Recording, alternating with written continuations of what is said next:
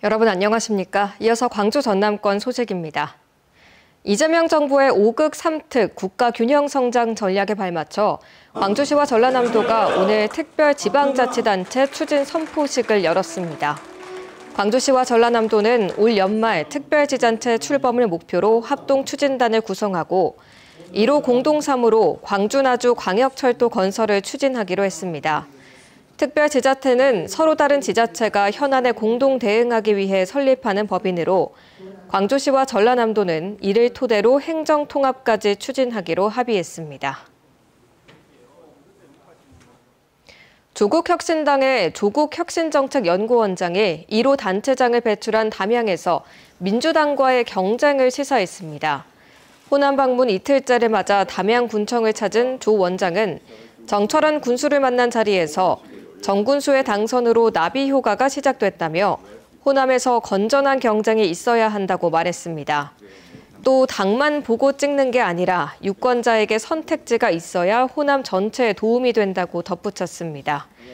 정 군수는 이 자리에서 경마공원 유치 등 현안 건의서를 전달했고 조 원장은 당 차원에서 돕겠다고 화답했습니다. 광주 남구에서 SRF 시설을 운영 중인 업체가 다음 달부터 가동을 일시 중단하고 정밀점검과 보강 작업을 진행합니다.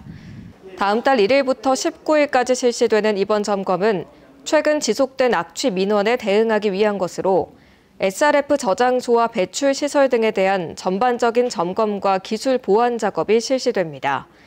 최근 이 시설에 대한 악취를 측정한 결과 가동 중일 때와 미가동 중일 때 모두에서 악취 수치가 규제 기준을 초과한 사례가 확인됐는데 광주 남구는 악취 발생 원인을 정밀 분석하기 위해 다음 달 8일 전문기관과 합동 점검도 벌일 예정입니다. 이주 노동자를 지게차에 묶어 들어올리는 가혹행위를 한 지게차 기사와 이를 방조한 외국인 노동자들이 검찰에 넘겨졌습니다. 전남경찰청 형사기동대는 지난 2월 나주 벽돌 제조 공장에서 이주 노동자를 벽돌 제품에 함께 결박해 지게차로 들어올리는 등 가혹행위를 한 혐의로 50대 남성을 검찰에 불구속 송치하고 이를 방조한 외국인 노동자 2명도 함께 넘겼습니다. 한편 노동당국은 가혹행위를 한 남성이 4년 전에도 다른 노동자에게 가혹행위를 했다는 피해 진술을 확보해 조사를 진행하고 있습니다. 광주에서는 하루 2분에 한 번꼴로 119 신고가 접수되는 것으로 나타났습니다. 광주시 소방안전본부가 올 상반기 119 신고를 분석한 결과 지난해 같은 기간에 비해 4.4% 감소한 12만 8,500건이 접수됐습니다. 하루 평균 710건, 2분에 한 번꼴로 접수됐는데 화재 신고는 봄철 건조기와 폭염 등으로 4.7% 증가한 반면 구조와 구급 신고는 각각 3.9%, 6.3% 줄어든 것으로 분석됐습니다. 주민등록증이나 여권처럼 운전면허증도 유효기간이 지나면 쓸 수 없게 됩니다. 경찰청은 다음 달 1일부터 운전면허 진위 확인 방식이 개선돼 갱신기간이 지난 운전면허증으로는 관공서나 금융기관에서 서류를 발급받을 수 없는 등 본인 확인이 제한된다고 밝혔습니다. 8월 기준 전국의 갱신 대상자는 58만여 명으로 갱신 기간이 끝난 이후 재발급 받으려면 과태료를 납부해야 합니다. 광주지방변호사회가 극한호우로 수해 피해를 입은 신안동 주민들을 대상으로 법률 상담을 제공합니다.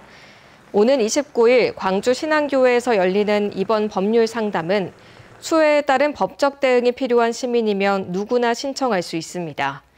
광주 변호사회는 수해 피해가 큰 신안동 주민들을 위해 법률 지원단을 구성해 지난 22일 1차 법률 상담을 제공하는 등 법률 지원 활동을 펼치고 있습니다. 광주 지역 창업 소상공인의 5년 생존율이 40%에도 미치지 못하는 것으로 나타났습니다. 호남지방통계청이 발표한 소상공인 경제변화상 통계자료에 따르면 지난 2023년을 기준으로 한 소상공인 5년 생존율은 광주가 37.8%, 전남은 40.2%에 그쳤습니다.